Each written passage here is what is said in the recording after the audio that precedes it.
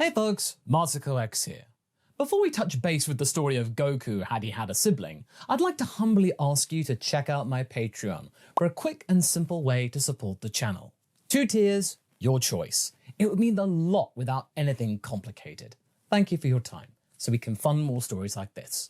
Let's go. So, for those who may not be familiar with the story, it's about Jocha, the middle child of Bardock and Gine, the older sister of Goku, who was carted off to the Saiyan Elite Academy at the recommendation of her elder brother Raditz, totally not jealous at all. After over 2 decades of working with them and Prince Vegeta, Jocha had been able to find her brother Kakarot and carve out a new home alongside him and the rest of the Dragon team. But, unfortunately, the world Jocha left behind her was pulling her back in. They had to go for Namek to stop the galaxy from becoming even more beholden to Lord Frieza. And she had to be the one who led the way. The Ginyu Force had been a force to be reckoned with. It made total sense. Well, it meant that they were Frieza's elite squad, a way to quickly put down problems. Well, this time around, they were the ones who had been put down. And should that get back to Frieza, which it probably would thanks to Scouters, Earth could potentially be in even more trouble. However, as it became clear, there was a handy distraction that meant the Emperor may not be paying them a visit anytime soon. Instead, he was going after, as described last part, the source. Of course, tackling the Ginyus with relatively little difficulty was a very nice and cathartic experience, but it would have gotten the Emperor's curiosity up at least a little bit, especially the minions of his, Zarbon and Dotoria. They'd be concerned. Their power levels were nothing like the Ginyu forces, and should Jocha's power be accurate to the indirect ratings that they had received, they would certainly be doomed, no matter how buff Zarbon got. And Jocha recalled all of this and suggested the group call upon their know-how to fashion vessels to get to Namek as quickly as possible. Calling Capsule Corp, and luckily for them, the pods were intact, all 5 of them. They were transported carefully to Capsule Corp in which to start passing through the data, the technology, and maybe create replicas that could harbor multiple fighters and be able to train as much as possible. Mr. Popo offered his services too, providing Kame's old ship, which Bulma checked out with the genie. After all, Kame had been privy to the conversations that they all had via Piccolo, telepathy and all that.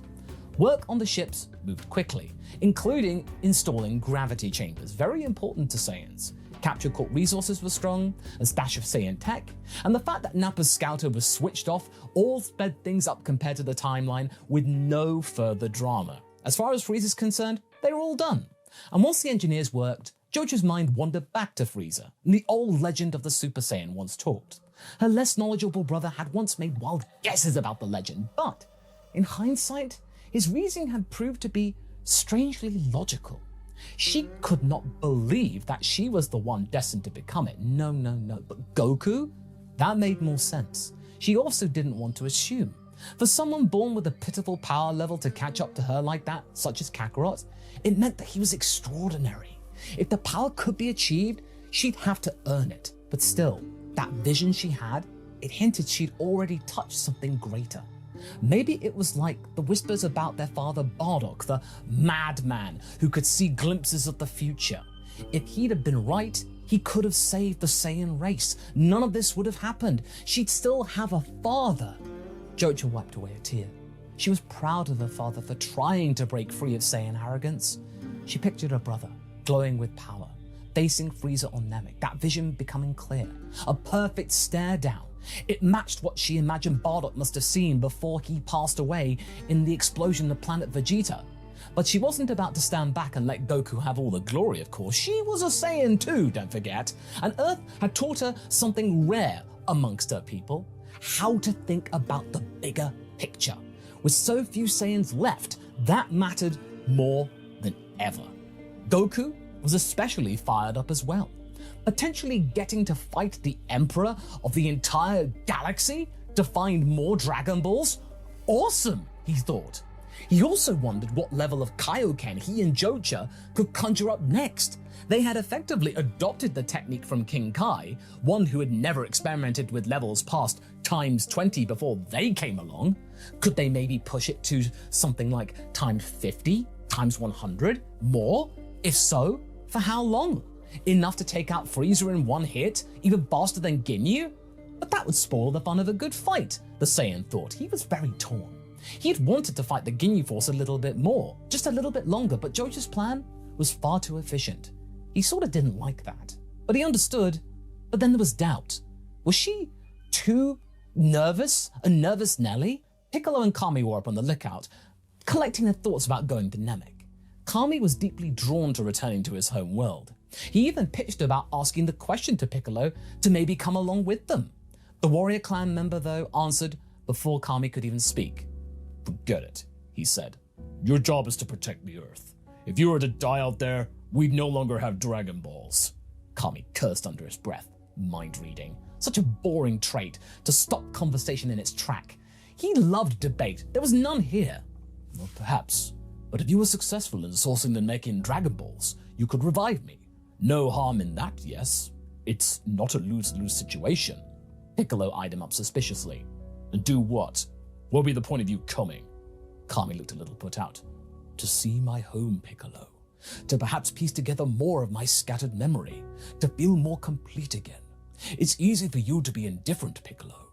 Your memories of Namek are only second-hand from your father. I was there. Many centuries ago, I think. It would mean more than you could possibly imagine if I were to accompany you. To breathe the air of my people one more time before I pass from this mortal realm." Piccolo softened his furrowed brow slightly. "Another body roaming the planet with an evil emperor out there, probably murdering our kind. It's not wise." Kami couldn't argue with that, though. He didn't want to be caught in the crossfire and inconvenience his friends. If only there was a way to combine their bodies almost, to use Piccolo as safe haven, sanctuary, so he could watch the world in peace. Kami sighed. "Keep in touch, my friend."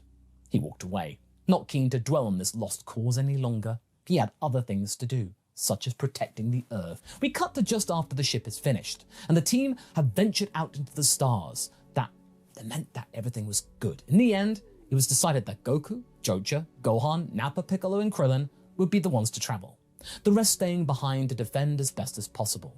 Chi-Chi had been reluctant to let her son go with the group, but having Jocha around softened her stance more than it would have done in the original. She was like, "Goku, yes, in terms of being a fight-proud Saiyan, Jocha," but she knew well how to protect youngsters. She also fostered respect from Gohan, meaning he'd be more likely to listen to her, and that perhaps he would be less likely to get roped into foolhardy adventures or dangerous missions that his father would be more than happy to allow him to join them in.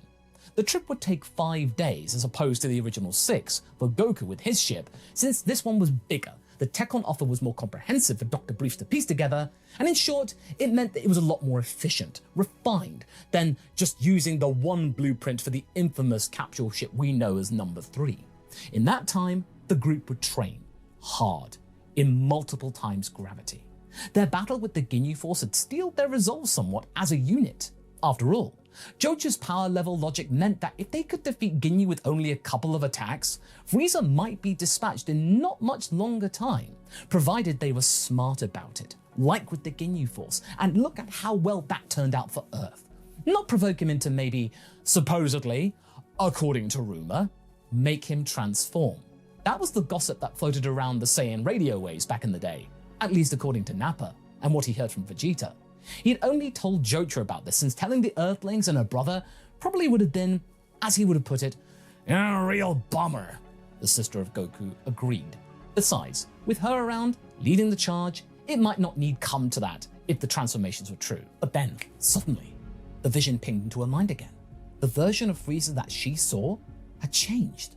It was no longer the form that she recognized, the traditional one, but more refined, sleeker, free from transportation. He was standing on his own 2 feet, and that was not good. What caused that to change?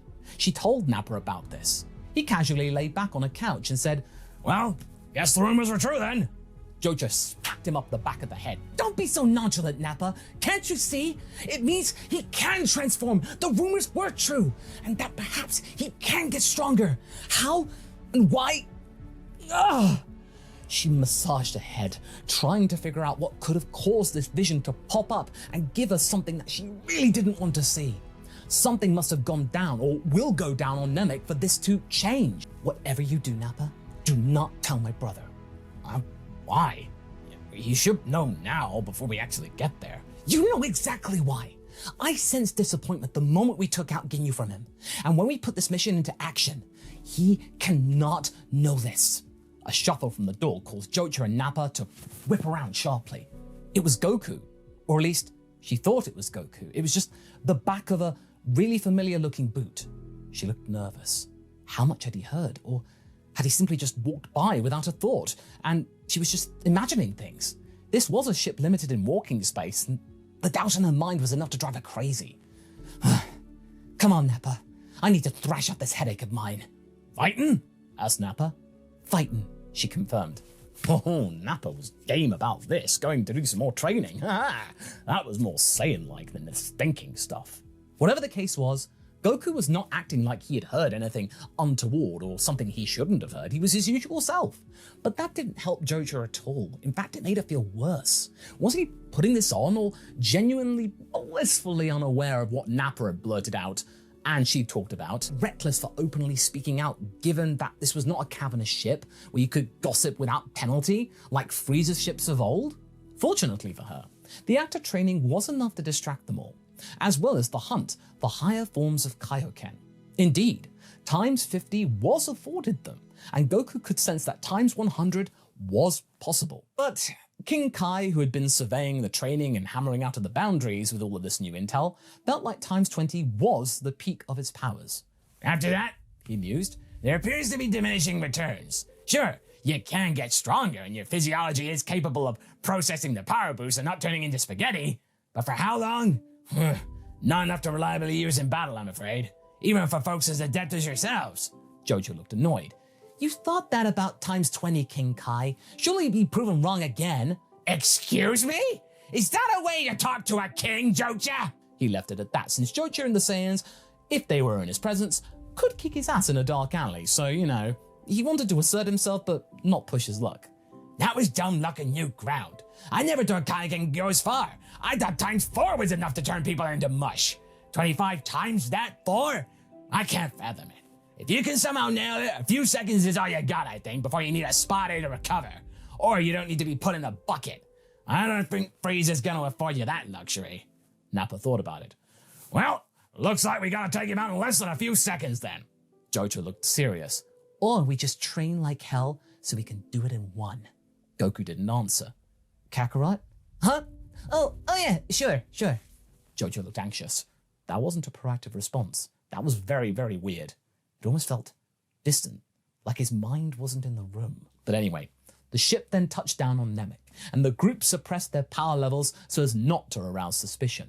The training had ended well in those 5 days, with everyone's power increasing notably. Jojo and Goku, of course, seeing the biggest gains, with the others seeing more than enough to feel confident that if Zarbon and Dodoria were to accost them, they could at least defend themselves gamely. As Bulma packed the ship away in its own capsule, she pulled out her dragon radar and confirmed what she had presumed, and kinda hoped, since she didn't want to do the work, she was already trying to build the ship. The Namekian Dragon Balls did have the same frequency as their own Dragon Balls. Phew, got lucky with that one, she said audibly. Gohan looked visibly pleased too. We can go and find the Dragon Balls and stop Frieza! Krillin liked that plan. Piccolo, meanwhile, was taking in the world he found himself in. So, this was his home. Didn't look that much different to Earth, honestly, except the sky was green instead of blue. Although the architecture around, or at least the rubble, reminded him of the stuff that his father had built back on Earth. A connection of sorts. A sign that, yes, he was Namekian, instead of being the descendant of a straight-up demon. He then sensed a voice in his head, a faint one, coming from the east. You, I sense Katas in you. Are you Katas? What? Who is this Katas? I don't know what you're talking about. Now get on my head! Peace, my friend, peace. I sense you are Namekian, a very confused Namekian. Allow me to rid you of your confusion. Follow. The Namekian looked suspicious. He could sense immense power from this energy, but it wasn't pure strength, but the force other than that was mighty, of a different kind. What's up, Mr. Piccolo? Asked Gohan. Come with me, Gohan. Is that okay, Goku? Jocha? The Saiyans were confused. What'd you hear, Piccolo? Asked Goku, since he does have good hearing. Friend or foe? He trailed off without answering, before then flying away, Gohan in tow, game for that. Jocha then following seconds later to make sure that Gohan didn't get in trouble because she had promised Chi-Chi she would keep an eye on him, and they only just got here, and now he's flying away with Piccolo. That left Goku, Nappa, and Krillin and Bulma to locate the Dragon Balls, hoping to avoid Frieza. And upon perusing the radar, they could see that one ball on its lonesome was 600 clicks away northwards from where they had landed, and then 4 in one location. Huh, looks like Frieza found them. Goku then closed his eyes, trying to sense Frieza, before then sensing other, smaller energies be snuffed out. Oh, he found Frieza by proxy. Yeesh, he commented, before the 4 balls started to move in one direction. Looks like he had just found that 4th ball and was off to go and drop them off.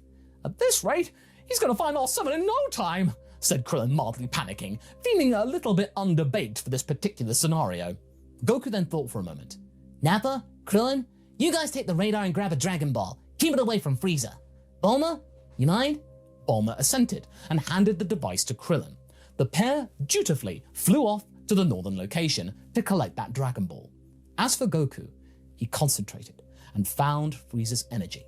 It didn't just ping into his head, it whacked him with full force. It was huge, immense, very powerful indeed, but very unrefined, brutalish, lacking finesse and technique.